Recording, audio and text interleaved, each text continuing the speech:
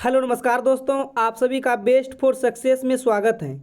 जैसा कि आज हम बिहार सिविल कोड के लिए हिंदी की क्लासेस प्रैक्टिस सेट 7 लेकर आए हैं, जिसमें कि 6 प्रैक्टिस सेट हो गया है। यदि आप चाहते हो बिहार सिविल कोड में 35/35 नंबर लेकर आने के लिए, तो आप इस चैनल के साथ जुड़ जाइए और अब की बार जो है बिहार सिविल कोड में एक सीट पक्का कर लीजिए।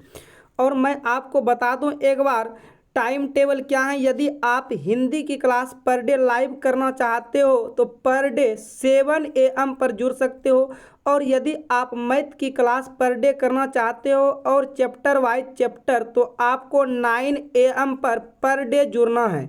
और यदि आप चाहते हो कि बिहार सिविल कोड के पिछले वर्ष के मैथ का प्रीवियस ईयर क्वेश्चन पूछे गए विभिन्न प्रकार के हल सहित यदि आप चाहते हो, तो आपको दोपहर के 2 बजे PM पर लाइव जुड़ना है। ये आपका टाइम टेबल था। तो चलिए हम सेशन को स्टार्ट करते हैं। और सेशन स्टार्ट करने से पहले यदि आप चैनल पर नए हैं तो चैनल को सब्सक्राइब कर घंटी को ऑल कर लीजिए और वीडियो को लाइक कीजिए और अपने ग्रुप में अपने दोस्तों के साथ शेयर कीजिए। चलिए चलते हैं क्वेश्चन की तरफ, और आप सभी को बताना है लास्ट में कि आप सभी का कितना 35 में से सही हुआ है। आप सभी को 35 में अपना मार्क्स कमेंट बॉक्स में कमेंट करके देना है। तो चलिए देखते हैं पहला क्वेश्चन। पहला क्वेश्चन देखिए आपके पास दिया गया है। सबसे पहला क्वेश्चन है, दिए गए शब्द के पर्यायवाची शब्द का चयन करें। आपको बताना है ये दिए गए शब्द के पर्यायवाची शब्द क्या होगा। व्यवस्था बताना है, ये व्यवस्था का पर्यायवाची शब्द क्या होगा। जीवनी, पीरा, अधीर, बात। बताइए क्वेश्चन नंबर 1 का सही जवाब क्या हो जाएगा, आप सभी कमेंट बॉक्स में कमेंट करके। तो आपका जो है राइट आंसर हो जाएगा व्यवस्था का पर्यायवाची शब्द होता है पीरा, यानी ऑप्शन बी जो है आपका सही जवाब हो जाएगा। चलिए क्वेश्चन नंबर 2 देखते हैं आगे।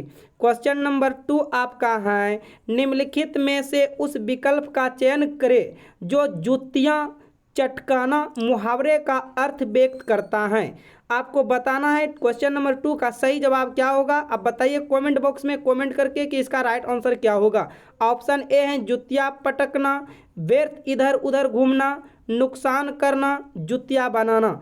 आपका सही जवाब क्वेश्चन नंबर 2 का हो जाएगा ऑप्शन बी, यानी कि जुतियों चटकाना मुहावरे का सही अर्थ हो जाएगा व्यर्थ इधर उधर घूमना। आपका राइट आंसर हो जाएगा ऑप्शन बी। चलिए क्वेश्चन नंबर आगे देखते हैं। क्वेश्चन नंबर 3, रिक्त स्थान को भरने के लिए उपयुक्त शब्द का चयन करें। कालिदास कवियों के डैश श्रेष्ठ हैं। आपको बताना है कालिदास कवियों के डैश श्रेष्ठ हैं कि, में, को, पर। आप कौन सा इस जगह जो है डैश के स्थान पर रखेंगे कि आपका राइट आंसर सटीक हो जाएगा।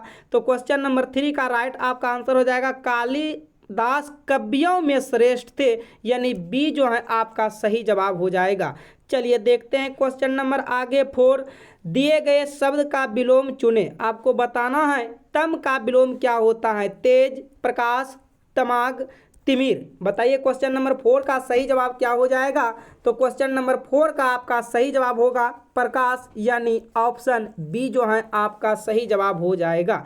आगे की तरफ बढ़ जाएं। क्वेश्चन नंबर 5, दिए गए वाक्यांश के लिए एक शब्द दीजिए जिसकी आयु लंबी हो। आपको बताना है जिसकी आयु लंबी हो उन्हें क्या कहेंगे। अल्प आयु, दीर्घ आयु, जटायु, वायु।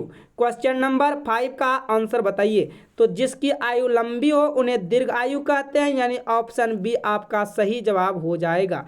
क्वेश्चन नंबर 6, दिए गए वाक्यांश के लिए एक शब्द दीजिए नीचे लिखी हुई। आपको बताना है नीचे लिखी हुई को क्या कहेंगे। 4 ऑप्शन आप सभी के पास हैं, तो बताइए क्वेश्चन नंबर 6 का सही जवाब क्या होगा। तो नीचे लिखी हुई निम्नलिखित कहलाता है, यानी ऑप्शन सी जो है आपका सही जवाब हो जाएगा।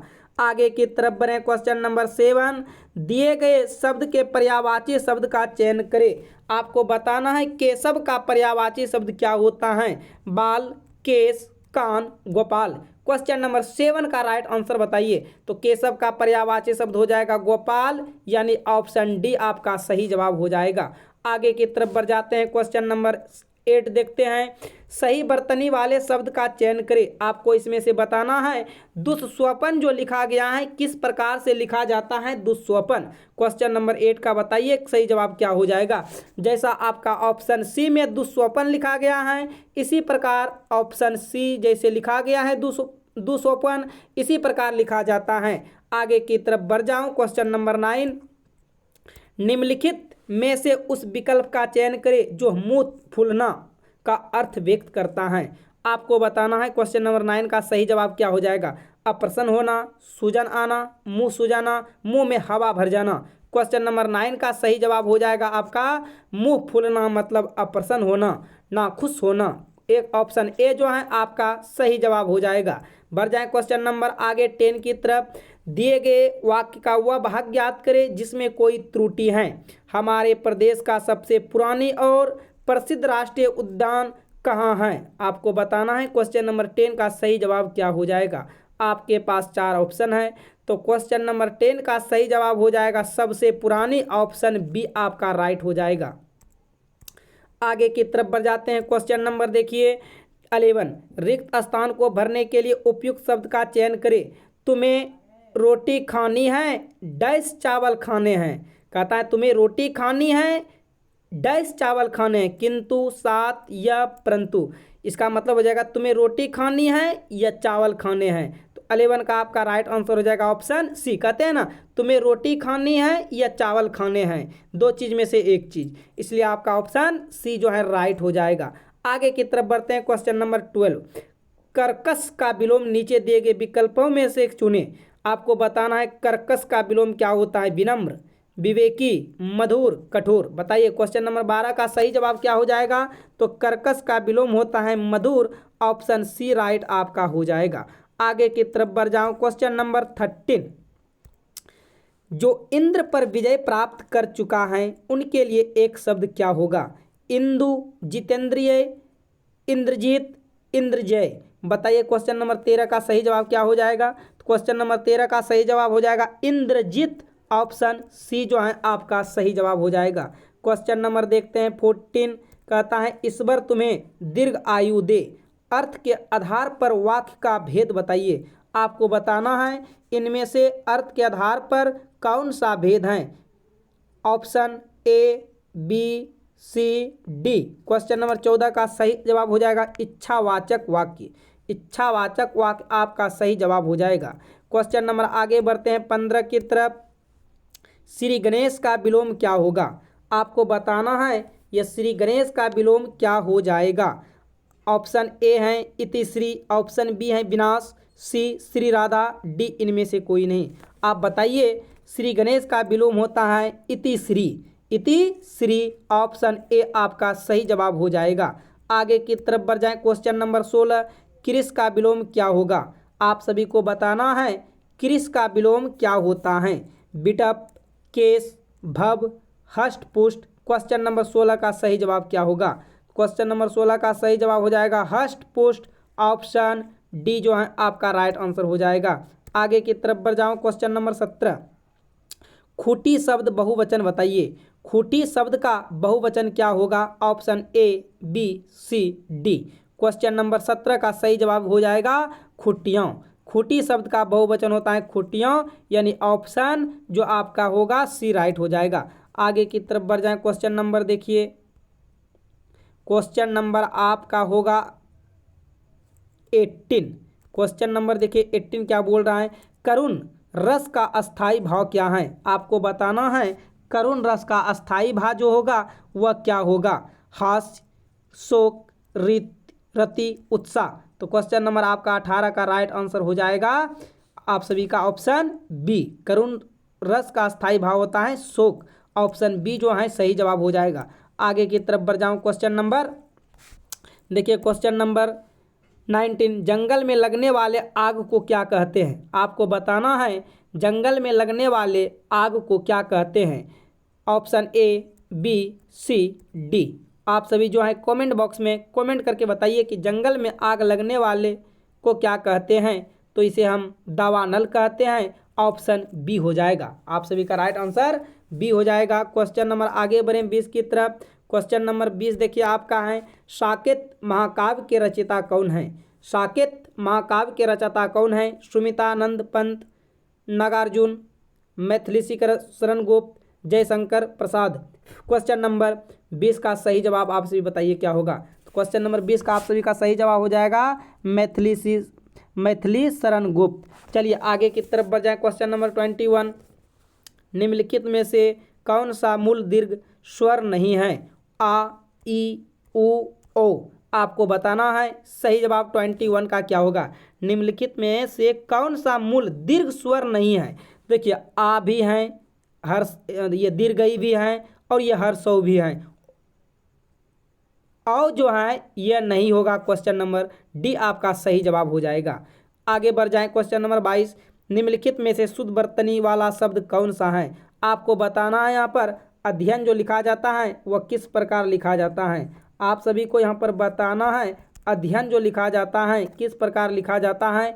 देखिए किस ऑप्शन में है, तो अध्ययन आपका जैसा ऑप्शन सी में लिखा गया है इसी प्रकार से लिखा जाता है अध्ययन। आगे की तरफ बढ़ जाऊँ। क्वेश्चन नंबर 23, अनाथ का पर्यायवाची कौन नहीं है? आपको बताना है इनमें अनाथ का पर्यायवाची कौन नहीं है। बेसहारा, यतीम, अनारी, निराश्रित। क्वेश्चन नंबर 23 का राइट आंसर बताइए क्या हो जाएगा? तो क्वेश्चन नंबर 93 का आंसर हो जाएगा अनारी। ऑप्शन सी जो है आपका सही जवाब हो जाएगा। आगे की तरफ बढ़ जाऊँ। क्वेश्चन नंबर 24, पंचवटी में कौन समास है? आप सभी को बताना है पंचवटी में कौन समास है। बहुव्रीहि, द्वंद्व समास, द्विगु समास, तत्पुरुष समास। यह तत्पुरुष समास होगा, तत्पुरुष समास, ठीक है, तत्पुरुष समास होगा। तो आप बताइए 24 का राइट आंसर क्या हो जाएगा? तो पंचवटी में द्विगु समास है। क्यों? क्योंकि इसमें संख्या का बात हो रहा है। यदि द्विगु, चौराहा, त्रिनेत्र, पंचम, यानी कि यदि संख्या का स्टार्टिंग हो, संख्या का स्टार्ट हो तो वह हमेशा द्विगु समास कहलाता है। और जैसे माता पिता, भाई बहन, दिन रात, लोटा डोरी, ये सब एक दूसरे के विपरीत होता है और बीच में हाइफन का चिन्ह आ जाता है। बीच में ये हाइफन का चिन्ह आ जाता है तो ये हमेशा द्वंद्व समास होता है, यानी ऑप्शन आपका बी हो जाएगा। लेकिन इसका सही जवाब ऑप्शन सी होगा। आगे की तरफ बढ़ जाऊं। क्वेश्चन नंबर 25, निम्नलिखित में से कौन सा दोनों वचनों में समान रहता है? आपको बताना है निम्नलिखित में से कौन सा दोनों वचनों में समान रहता है। कथा, सरसों, लता, कुटी। बताइए क्वेश्चन नंबर 25 का सही जवाब क्या हो जाएगा? तो ये दोनों वचनों में समान रहता है सरसों, यानी आपका ऑप्शन बी जो है सही जवाब हो जाएगा। आगे की तरफ बढ़ते हैं। क्वेश्चन नंबर 26 देखते हैं। वह मुझसे अलग रहता है, रेखांकित भाग का कौन सा कारक है? वह मुझसे अलग रहता है, आपको बताना है रेखांकित भाग का कौन सा कारक है। संप्रदान, अपदान, अपादान, करण, अधिकरण। क्वेश्चन नंबर 26 का सही जवाब क्या हो जाएगा? ऑप्शन बी अपादान हो जाएगा। आगे की तरफ बढ़ते हैं। क्वेश्चन नंबर देखते हैं 27, कहता है अधिकारी में उपसर्ग कौन सा है? उपसर्ग उस शब्द को कहते हैं जो कि सबसे पहले आगे लगे ना। उपसर्ग उस शब्दांश को कहते हैं जो शब्द के आगे लगे और प्रत्यय उस शब्दांश को कहते हैं जो शब्द के पीछे लगे। तो आप सभी को यहाँ बताना है अधिकारी में कौन सा उपसर्ग है। अधि, क्या बोल रहे हैं? अधिकारी में कौन सा उपसर्ग है? तो अधि उपसर्ग हो जाएगा। ऑप्शन बी आपका सही जवाब। कौन सा शब्द तत्सम है? बताइए क्वेश्चन नंबर 28 का राइट आंसर क्या होगा? कौन सा शब्द जो है तत्सम है? सोलह, शोभन, सोता, सोना। क्वेश्चन नंबर 28 का राइट आंसर आपका हो जाएगा शोभन। ऑप्शन बी राइट हो जाएगा, यानी सही जवाब बी हो जाएगा। आगे की तरफ बढ़ूँ। क्वेश्चन नंबर 29 आपका देखिए क्या है। सही वर्तनी वाले शब्द का चयन कीजिए। आपको बताना है इसमें षष्ठ जो लिखा जाता है वह किस प्रकार से लिखा जाता है। आप बोलिएगा इसी प्रकार से तो षष्ठ लिखा जाता है। तो देखिए किस ऑप्शन में है 29 का, एक मिनट, हाँ देखिए किस ऑप्शन में है 29 का, तो आप बोलिएगा 29 का ये तो ऑप्शन डी में है। तो आपका सही जवाब जो है ऑप्शन डी हो जाएगा, षष्ठ। ए नहीं होगा, ए आपका गलत है, डी हो जाएगा। आगे की तरफ बढ़ जाऊँ। क्वेश्चन नंबर 13, जो केंद्र की ओर उन्मुख होता है वाक्यांश के लिए एक शब्द होगा। आपको बताना है जो केंद्र की ओर उन्मुख होता है वाक्यांश के लिए एक शब्द क्या होगा। क्वेश्चन नंबर 30 का आपका सही जवाब हो जाएगा केंद्रा, केंद्राभिसारी, ऑप्शन डी हो जाएगा केंद्राभिसारी। आगे की तरफ बढ़ते हैं। देखिए क्वेश्चन नंबर 31 से 35 का निर्देश है, दिए गए गद्यांश को पढ़कर सबसे उचित विकल्प का चयन कीजिए। चलिए पढ़ते हैं। जीवन में बहुत अंधकार हैं और अंधकार की ही भांति अशुभ और अनिति हैं। कुछ लोग इस अंधकार को स्वीकार कर लेते हैं और तब उनके भीतर जो प्रकाश तक पहुँचने और पाने की आकांक्षा थी वह क्रमशः क्षीण होती जाती है। मैं अंधकार की इस स्वीकृति को मनुष्य का सबसे बड़ा पाप कहता हूँ। यह मनुष्य का स्वयं अपने प्रति किया गया अपराध, आगे बढ़ जाते हैं तब फिर देखते हैं, अपराध हैं। उसके दूसरों के प्रति किए गए अपराधों का जन्म इस मूल पाप से ही होता है। यह स्मरण रहे कि जो व्यक्ति अपने ही प्रति इस पाप को नहीं करता है वह किसी के भी प्रति कोई पाप नहीं कर सकता है। किंतु कुछ लोग अंधकार के स्वीकार से बचने के लिए उसे अस्वीकार में लग जाते हैं। उनका जीवन अंधकार के निषेध का ही सतत उपक्रम बन जाता है। ये आपका गद्यांश था। आगे देखिए क्वेश्चन। अब देखिए क्वेश्चन आपको पढ़ना है और गद्यांश को फिर वीडियो को पीछे करके देखना है कि कौन सा जो है आपका सही जवाब होगा, राइट आंसर हो जाएगा 31 का।